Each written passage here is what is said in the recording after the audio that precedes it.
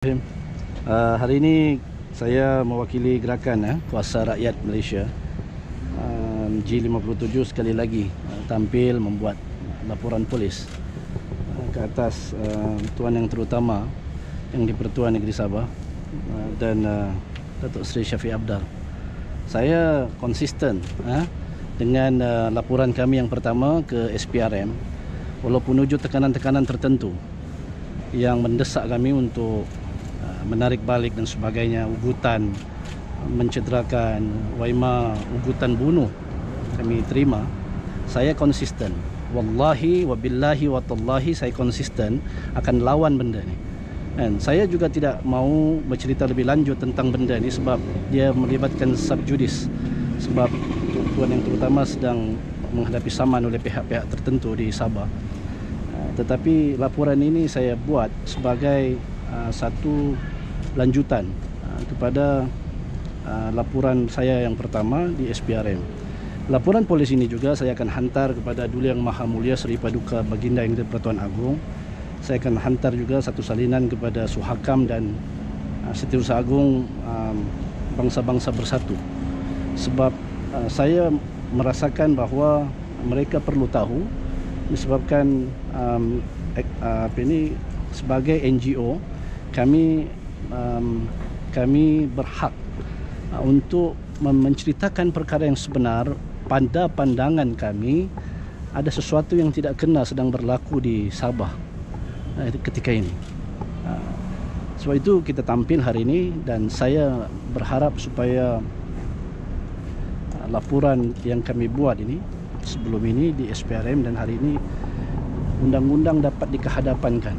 Sekarang ini menjadi isu bagi kami, dan kalaupun kami tidak, bukan kami yang melakukan ataupun membuat laporan kepada SPRM, ada pihak lain lagi sebenarnya yang akan buat laporan. Jadi saya akur dan bersedia menghadapi tekanan-tekanan ini, dan atas sebab-sebab yang saya akan bagi tahu sekejap lagi. Okey, asas utama, saya ingin ulang asas utama kepada laporan yang kita buat sebelum ini di SPRM, beberapa perkara yang saya fikir rakyat akan menjadi hakim tentang adakah perkara ini boleh berlaku. Sebagai contoh, saya mengimbau kembali, saya berhampiran dengan lokasi kejadian. Saya berhampiran di Istana Negeri Sabah pada waktu itu. Pada waktu itu saya berhampiran dengan istana pada malam kejadian ini, 10 hari bulan Mei 2018. Pada malam itu Tan Sri Musa Aman sepatutnya mengangkat sumpah jawatan Ketua Menteri. Apa yang berlaku? Majlis tersebut telah tertunda beberapa kali. Wallahu alam atas alasan apa itu saya tidak mau komen. Yang pastinya saya mengikuti perkembangan, dan sebab kita memantau terus perlantikan itu bermula daripada pagi, tunda sehingga jam 11:05 malam. Barulah majlis mengangkat sumpah. Selepas sehari, 9 hari bulan pilihan raya selesai, 10 hari bulan, 11 malam Mei itu baru majlis angkat sumpah diadakan. Daripada peristiwa tersebut, saya mendapat maklumat Tun Juhar pada malam tersebut telah memujuk wakil-wakil rakyat Barisan Nasional untuk melompat parti. Saya terima maklumat sebab saya berada di berhampiran dengan lokasi kejadian. Cuma saya tidak dapat masuk ke dalam istana tersebut sebab mereka semua pakai pakaian yang dimestikan untuk masuk ke dalam, sedangkan saya tidak memakai pakaian tersebut. Tentu saya berhampiran kejadian tersebut. Ini peristiwa 10 hari bulan. Okey, lepas tu satu laporan polis telah dibuat pada 2018 oleh aktivis NGO juga disandakkan selepas peristiwa ini berlaku. Okey, kita akur. Mungkin kita rasa dia sebagai satu orang Tuan Yang Terutama, mungkin dia mempunyai hak untuk berbuat begitu. Okey, kita akur. Kemudian pada 14 Mei Tuan Yang Terutama telah menghantar sepucuk surat kepada Setiausaha Sulit kepada Musa Aman, Effendi Suno, memberitahu seakan-akan surat itu memecat ataupun memberitahukan bahawa Musa sudah tidak lagi menjadi Ketua Menteri. Dan apa ini pada waktu itu 14 hari bulan. 14 hari bulan. Kemudian pada yang peliknya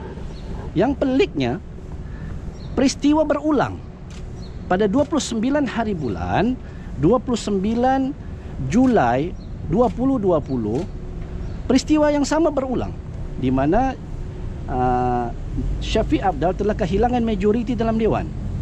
Hanya tinggal 32 orang berbanding 33 orang yang menyokong Tan Sri Musa. Kenapa Syafi'i tidak diarahkan meletak jawatan? Sebaliknya pembubaran dibuat tanpa berjumpa dengan 33 orang wakil rakyat yang menyokong Tan Sri Musa. Ini persoalan dia yang kami nampak ada ketidakadilan di sini. Kemudian rentetan rantaian kepada yang kami lihat sebagai salah guna di sini pada 13 Desember 2018, Perlembagaan Negeri Sabah telah diubah untuk melanjut tempohkan jawatan Tun Juhar ini. Sepatutnya Tun Juhar telah habis khidmatnya selama 2 penggal Januari 2020, tetapi telah dilanjut tempoh. Itu pun kita diamkan. Dan saya sendiri pada tarikh pada Desember 2018 juga telah, bukan kali pertama saya buat laporan SPRM dengan Juhar nih. Ini dah kali kedua. Kali pertama saya buat 2018 tapi tak sekecoh inilah. Kan? Saya buat laporan yang sama, saya pergi Desember 2018. Kemudian pada 29 Julai kita telah menghantar lagi satu laporan kepada SPRM, dan daripada maklumat yang kami terima, Datuk Osman Jamal Adun Balung telah bertemu dengan Juhar di Istana Negeri Sabah pada 29 Julai. Malam tu membawa bersama-sama Juhar tersebut 33 SD. Ini perkara ini disahkan sendiri oleh Dr. Jeffrey. Saya dah sertakan sekali dalam report ni. Juhar telah beritahu kepada Osman Jamal, Datuk Osman Jamal, agak lewat malam, besok kamu datang. Kan? Keesokannya Juhar telah menandatangani surat pembubaran. Kemudian mereka keluarkan kenyataan bagi membalas. Bukan tuduh, saya minta kepada SPRM menyiasat. Ada tidak salah laku, saya cakap saya merayu, saya meminta. Boleh rujuk transkrip ucapan saya di depan ni. Saya meminta SPRM, saya bukan menuduh, saya minta SPRM sebagai orang tengah menyiasat. Sebab pada pandangan mata saya, pada pandangan mata kami terdapat salah laku di sini. Kan? 33 orang SD kan dinafikan hak mereka. Lepas tu istana buat apa ini, kenyataan akhbar, mereka tidak menerima apa-apa SD daripada Musa. Ini bukan kita berbicara tentang soal saya sokong siapa kan, tapi ini soal keadilan.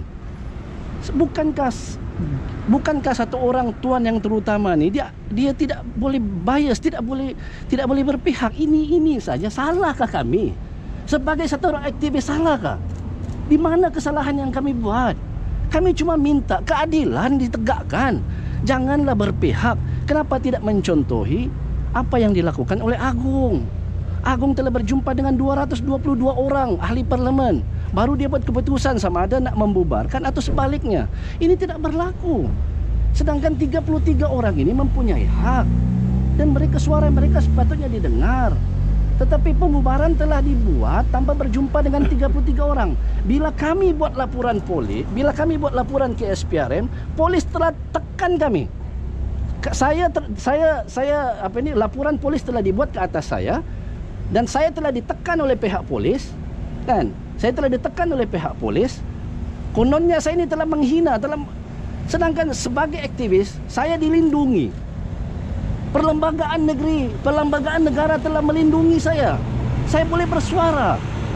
Di mana kesalahan saya di sini? Apa salah yang saya buat? Sedangkan rentetan daripada apa yang Juhar buat ini terang-terang melibatkan adanya salah laku. Saya tidak peduli. Saya tidak peduli sama sekali soal dia nak bubar atau tidak, tapi biarlah beradab. Apa salahnya berjumpa terlebih dahulu dengan 33 orang itu? 65 orang jumpa dulu, barulah bubar.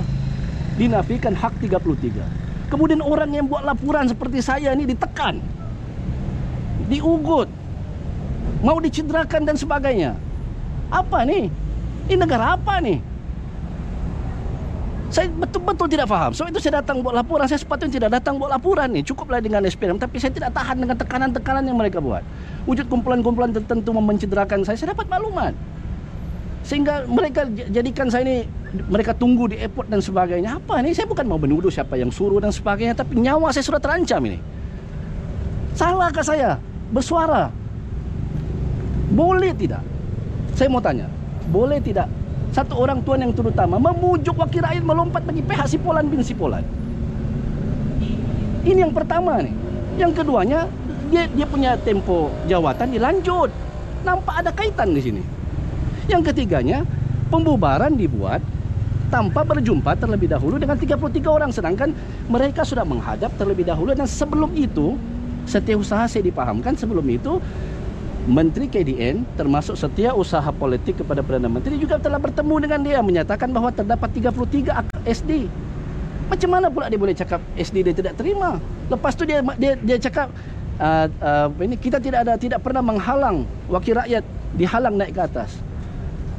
Live bro, wartawan kawan-kawan kita ada di sana 2 jam mereka disekat di depan pintu atas alasan istana larang. Apa nih? Saya tidak faham. Undang-undang apa nih? Saya duduk di mana nih?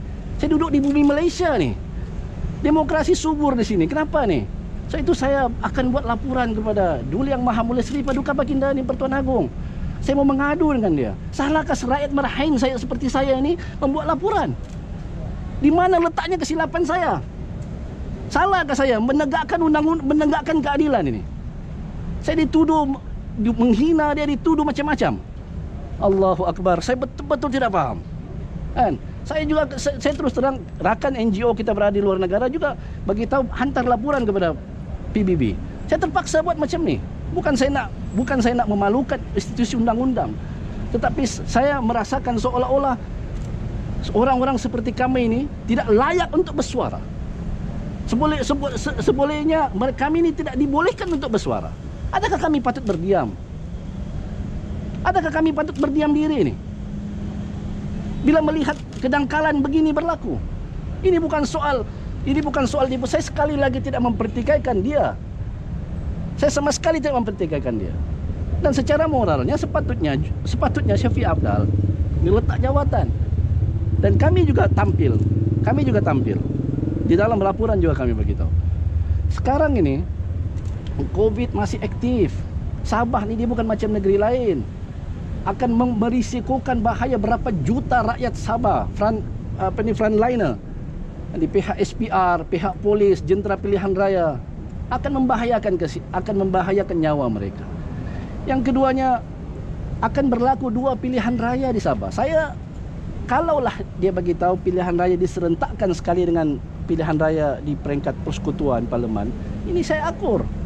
So, kita dipahamkan adanya pilihan raya, tapi bayangkan pilihan raya sekarang, sedangkan masa untuk pilihan raya yang akan datang berbaki 2 tahun 10 bulan lagi. Kalaulah pilihan raya tersebut diadakan, kemudian pilihan raya peringkat persekutuan diadakan lagi 2 kali pilihan raya, merisikokan rakyat, kemudian membazir uang ratusan juta ringgit. Jadi apa nih? Kami hanya bercerita benda yang betul. Kami ditekan, kiri kanan depan belakang kami ditekan. Allahu Akbar. Saya ingin sampaikan message ini kepada Syafiq Apdal. Wallahi wabillahi watallahi, saya tidak sedikit pun tidak gentar. Allah bersama-sama, saya yakin. Tekanlah saya. Saya bukan baru sebagai aktivis ini, saya bukan baru. Kan? Saya dituduh jadi suruhan politik macam-macam. Tuduhan ini dilemparkan kepada saya. Kamu boleh Google, tengok saya juga bekas orang reformasi yang terlatih. Saya bukan orang suruhan politik. Meskipun kita ada ideologi politik masing-masing, tapi bab tindakan-tindakan saya itu selalunya saya buat berdasarkan keadilan. Ini yang saya tampil datang hari ini membuat laporan polis atas perkara ini. Nah, itu saya punya statement setakat ni. Sekarang ni tak berani balik ke Sabah lah. Boleh balik ke Sabah? Boleh balik, tapi lah ugutan-ugutan tu merimaskan lah maknanya kan. Merimaskan sebab Diorang apa ni ada cakap saya duduk di Ampang, kumpulan-kumpulan tertentu telah cari saya di Ampang. Nak kutip lah. Tak tahulah sama ada kumpulkan. Saya punya nombor telefon sentiasa on, tidak pernah tukar, polis tahu. Saya berhadapan dengan mereka, panel peguam saya sudah ready, tak ada masalah. Cuma jangan buat permainan kotor begini, kan? Kita buat secara berhemah, kan? Kita kedepankan undang-undang, kan? Selesaikan masalahnya dengan undang-undang. Okey. Hutan lain tak ada? Hantar peluru ke, hantar cat merah ke? Tengah tunggu juga. Sebab orang tak tahu di mana kedudukan saya di sini. Saya ingat kalau orang tahu kedudukan saya, wallahu alam lah kan. Saya tak, sebab orang tak tahu kedudukan saya di mana. Ini saya bagi tahu, ini bukan Filipina, ini Malaysia. Ini bukan Filipina. Sebab kita ni Sabah ni dia berhampiran dengan Filipina. Ini bukan Filipina, ini Malaysia. Kita ada undang-undang di sini.